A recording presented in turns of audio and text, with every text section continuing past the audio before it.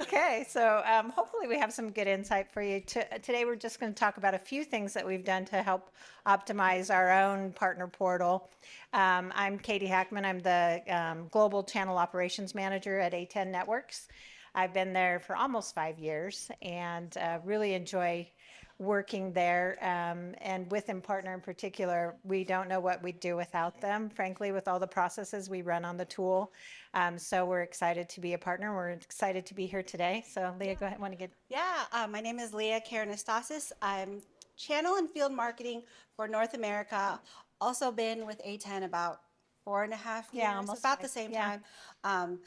We came in and we're so blessed that we already had ImPartner implemented, but we still had a lot of work to do to help us with our program, and we'll talk about that Yeah, today. to get it up to what we want.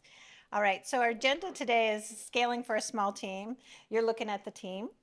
So it's very important for us to have automation, organization, and optimizing everything that we do as best we can. So our primary goal is always to maximize our partner experience.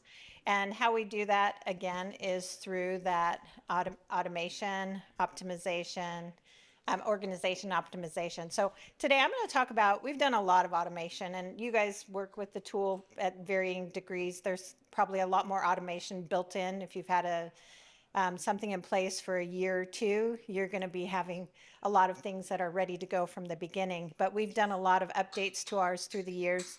And today we're going to talk about 3 things from an automation perspective. We recently implemented CRM Sync, yay. And we did a compliance survey related to our legal process, and we'll talk about a journey that we did for onboarding. Then it'll turn over to Leah to talk about organization. She's made our partner portal very beautiful and navigable with how she's got it set up from the libraries to the pages. And then really throughout the presentation, we'll talk about how we optimize as we go through.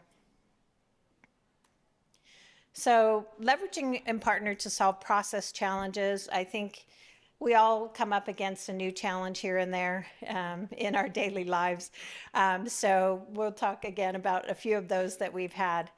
First, we're going to talk about our implementation of CRM Sync. So CRM Sync has been something on our radar since we've been there. Since we've been there, yes. Since we've been there, and we've, and partners encouraged us to look at doing that, and we finally decided, okay, this is the time we're going to do this, and did a lot of testing and all of that. But our problem really was we couldn't get to the latest features, right? We can't do PX, we can't do the dynamic forms that we wanted to try out. And we also have the issue of having a very customized version, a classic version. Oh, thank you. Is that the clicker? Yeah, no, just don't want it to die. So. Oh, thank you. So where was I talking about? Yeah, we have to engage with either ImPartner support or with our own SFDC for every little change we want to make. We wanted a little bit more ability to make changes on our own. So we did our testing last year. We implemented just in January this year, and it was so seamless. I was like, why did I wait so long? Right? So if you're thinking of doing CRM Sync and you haven't gotten around to it yet, do it. But we really love the results and being able to have that bi-directional feedback of the content. And we're hoping for a lot less interaction with our own Salesforce and ImPartner team. Not that we don't love engaging with them, but we want to spend our time on optimization versus trying to get things fixed here and there. So yeah, we want to focus on enhancements versus support. So we'll make this interactive. Any questions on CRM Sync before we go to the next one? All right. Cheap seats. Okay. How much of your IT team was needed? Were they heavily involved? Were they moderately involved? One person was assigned to it, only there just to make sure that certain things were set up properly in like the, oh gosh, now I'm going to forget the words, like the package itself. We had the right package installed. And that was it, really. All the work was the pre-testing in stage, then dev, or dev, then stage, then production, right? We moved to production. And really, it was just, we needed their go-ahead to turn it on. We really didn't need our Salesforce team for much. So, hope that helps. Great. Okay. The next thing I'm going to talk about is, we all get new people join our companies at the executive level, and they have certain things that they want to implement. In our case, we had a new general counsel come in. We had a compliance process in place, but he had something a lot more robust that he wanted to do. And it was really basically a 3-page Word document that we really wanted to find a way to automate. And what we did was we used custom fields. And by using custom fields in the applicant process and the account records, we were able to, build in all the questions. So it's seamless in our application. So instead of having a back and forth in email, say, hey, please fill this in, checking it, okay, having questions all through email. Instead, we were able to take a look at it anytime somebody applies. We can see how they've answered the questions. It's in our system. Now that we have CRM Sync, we'll probably be able to sync things better into Salesforce. I'm kind of excited about that. And then 2, it allows for any storage documents that we need, like if we're looking for a anti-corruption policy or things like that, we can attach that into the account record or the application record that moves into the account as well. So it's really solved a lot for me because we have a smaller channel team as well.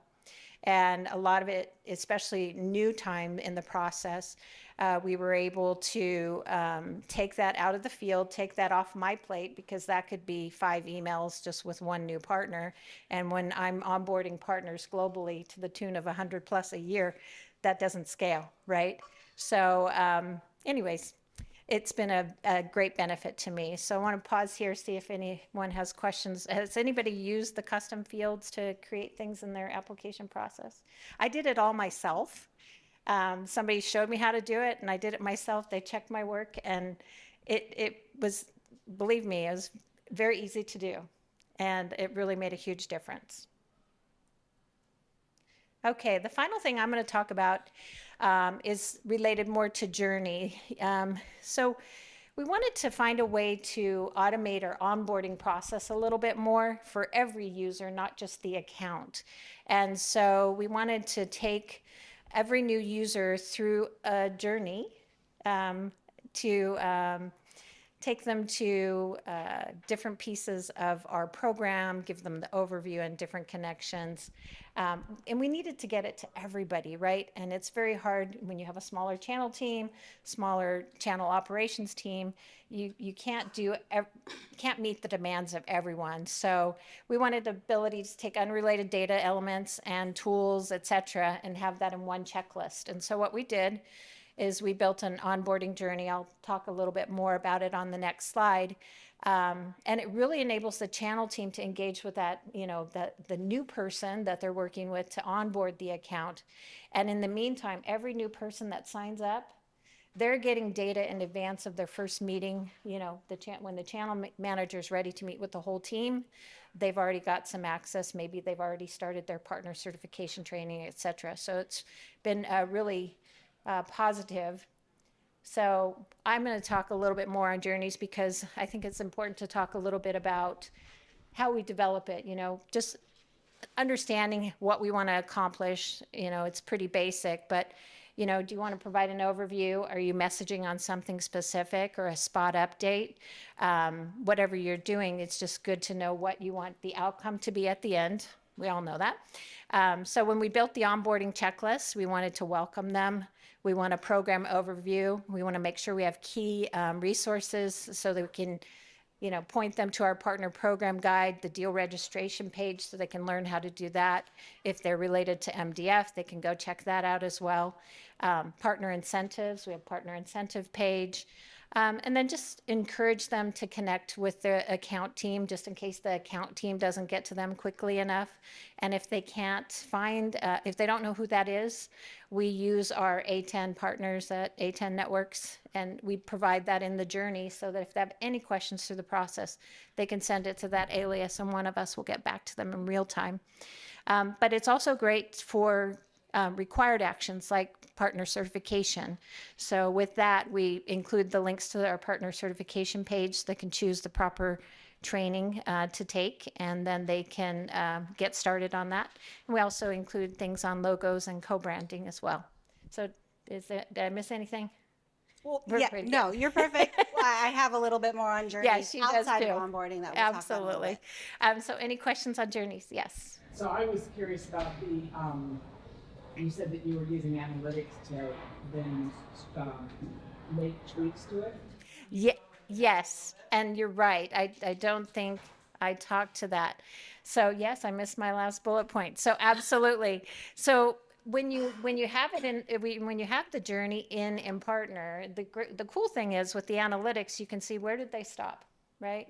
What checkbox was their last checkbox, and you can look at it at a broad scale and see what's going on, and it really allows you to say, okay, wait, they're stopping here, so that means they're not getting to our deal reg page, or they're not getting to this. So you can fix the order, make it, something a little bit more usable. So thanks for the And question. follow up where they're getting stuck. Like if you Yeah. notice all of them are getting stuck in a certain spot, you can reach out and maybe there's something wrong with it, Or check it maybe, out, or yeah. maybe they're not getting enough information for it to complete that task, I should say.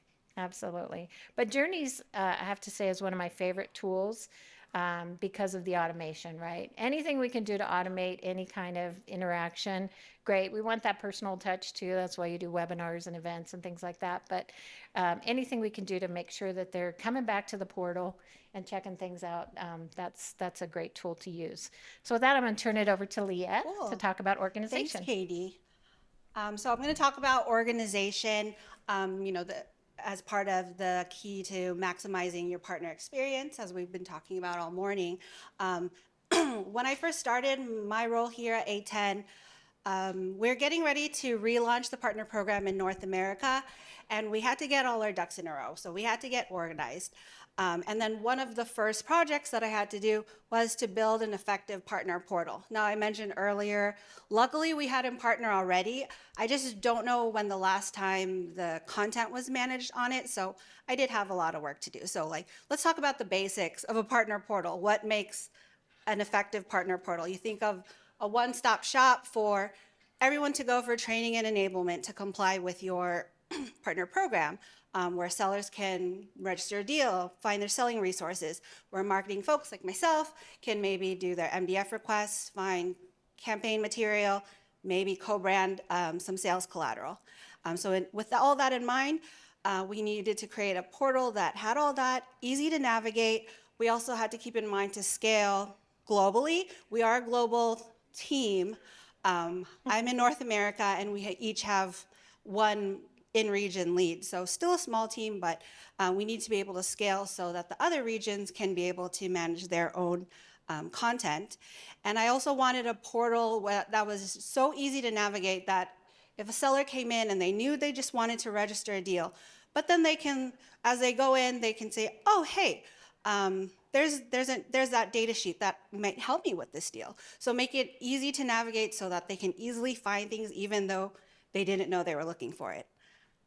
And so with Impartner, we were able to do just that, make an effective portal. So one way we stayed organized was this asset library, and I could actually talk a lot about the asset library, but I won't. The asset library is a library in itself. You can use it to share a wide variety of documents. So any documents that you wish to share with your partners, you ever think the partner's going to ask for, dump it into your asset library.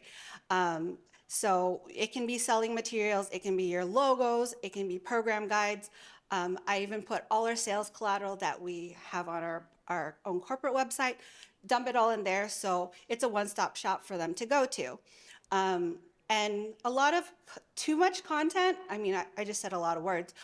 Too much content can be very overwhelming, right? So you also don't want them to get too overwhelmed with too many things. So if you organize correctly and you manage the visibility of these all the content, you can get the right content to the right people. So for example, we organize with collections. You can have collections, think of collections as like folders, and you can have collections of data sheets, white papers. So if that person is looking for a data sheet, they can find it in maybe 2 clicks. And then you can manage collections by region, partner tier, country, user. So if you have a collection made visible only to your French partners, that only the French partners will see it, so that you just don't clutter anyone else's partner's view.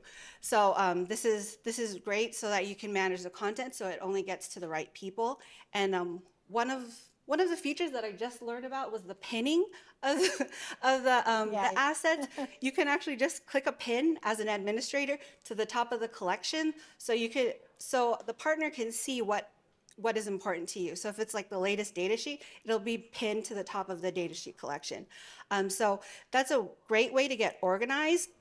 And then all these asset library assets, you can get links. So you can share those links in newsletters, you can share them on custom pages, which I'll briefly talk about in a bit, and you can share on the home page. So you can make sure that the partners ongoing engagement with the portal and all the content you put in there. Any questions? Yay, asset library.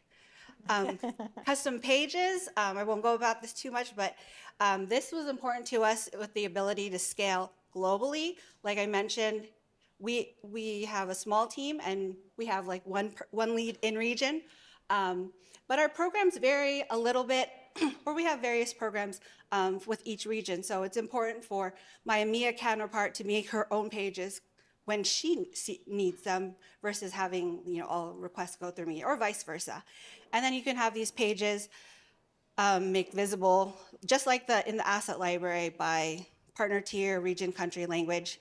On those pages, they can reshare all the links that are in their asset library. So just really making sure the activity stays on the portal, and giving them various ways to find these besides just hunting through the library.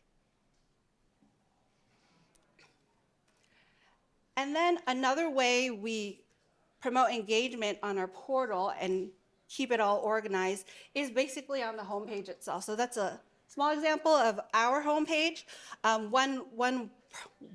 One place we advertise what's new is in the what's new section. So any new promotions, content, news, we can put in there. So if the seller, again, is coming in to just make a deal reg, they can find out like, hey, we just acquired blah, blah, blah. Right.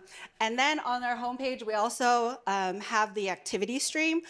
We connect our corporate LinkedIn and X to the activity stream. So also while they're on the homepage, they can see what we're up to on our socials. Easy peasy.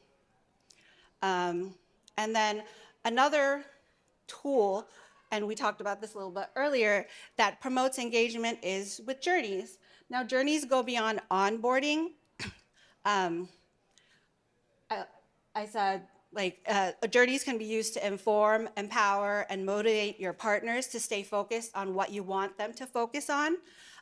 Katie talked about journeys for onboarding specifically, but there's a few other ways you can use journeys, and here's a few that I'll talk about a little bit.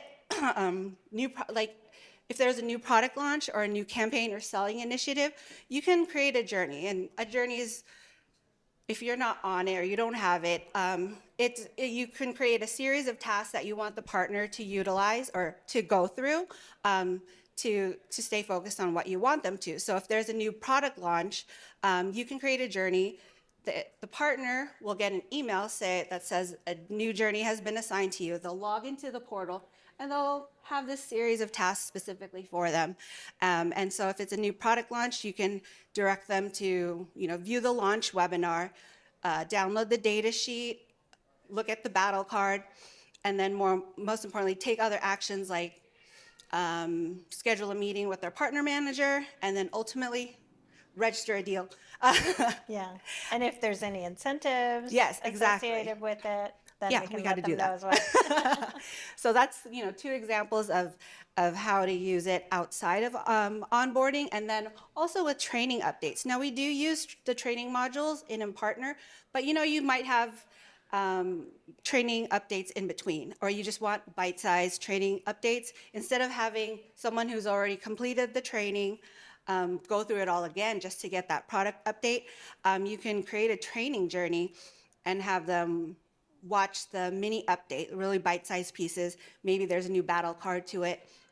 Again, reach out to their partner account manager and ideally register a deal.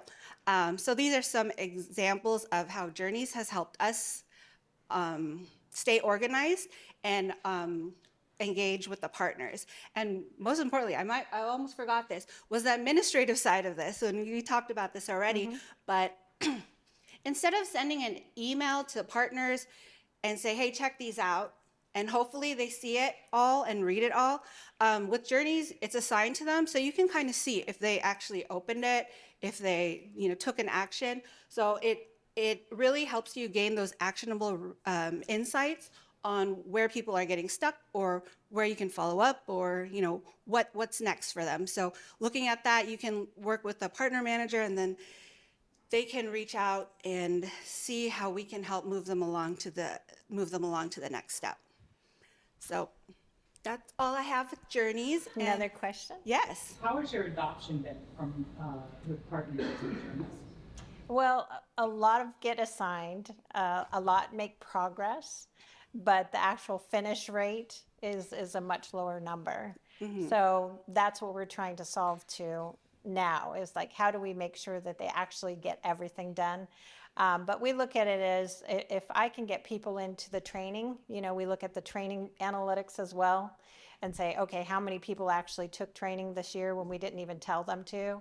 And that's, I think, we have to look at all the metrics, all the things that we want out of it. And I think from my perspective in the onboarding, that's the primary thing. I want them to get trained and at least have an understanding. So, but you're right, the completion rate is pretty low. I think they get to a certain point, they get, okay, that's all what I needed. But we get a lot of training certifications out of it. So that's really helpful. Just thinking about that as well, is there a way that you can temporarily kind of put a block on the rest of the items? Say you have something that's really important or compliance related that you need them to complete before they complete any other transaction. Yeah, does that help kind of, and then just in the short term, so you don't need to build a whole new journey, just kind of No, just send. compliant yet? Yep. Yeah. Oh, And I'm sure there's a way you could turn it off. Yeah. Okay, she knows. Yeah, we haven't tried that one yet, but thank you for the idea. Yeah. There's two common use cases that we see a lot is partners won't be able to click on the register deal Yeah, button unless they. that's probably the right. easiest Yes. one to turn off that. Yes, we will have make that in action ours. take place. Yeah, and the other one is MDF, like you're not able to even access your MDF until you sort of watch a video on how to properly upload your proof of performance or something. There you So go. those are, I see deal reg and MDF a ton kind of gated through Journeys. Thank you. Yes. Thanks for the questions. Yeah. All right. Sure. You Yeah. want to drive? Okay. We're carpooling. We're carpooling.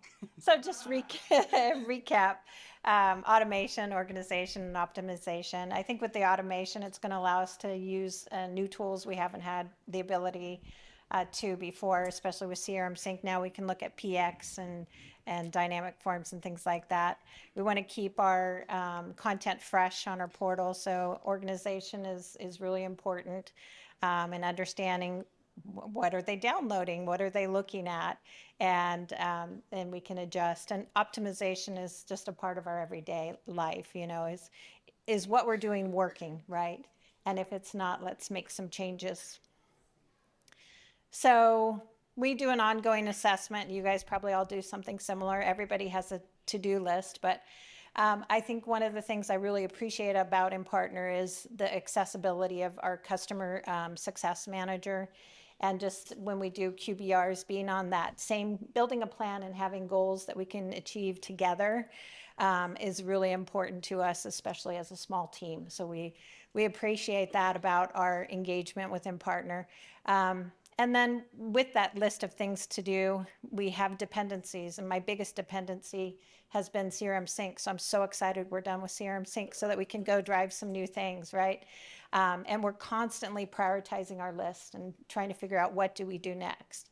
And we have our next project invariably ready to go. We're already on our next project related to lead sharing. So, and then leveraging ImPartner's analytics. I wanted to put this last because it encompasses everything, right? You can look at anything. You want to see how I love the new analytics tool because you can look at your journeys, you can look at your training, you can look at every data point you can think of, the data that's in the partner portal. You can find some information on it. And it's very important because budgets shrink, right? You have to justify the spend every year or 2 years, whatever your contract is.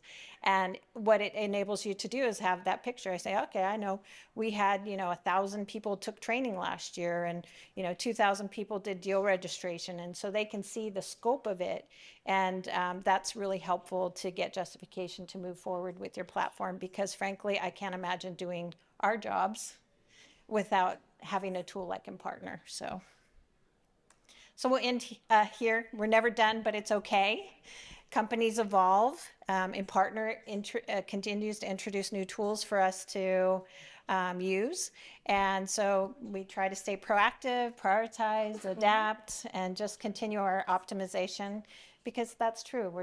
We are never done. So, and then alone we can do so little, together we can do so much. So it's a great partnership for us, and we really appreciate the opportunity to be here to talk with all of you about it. So anything else from anyone? Any questions? All right. Thank you so much. Thank you. Thanks, everybody.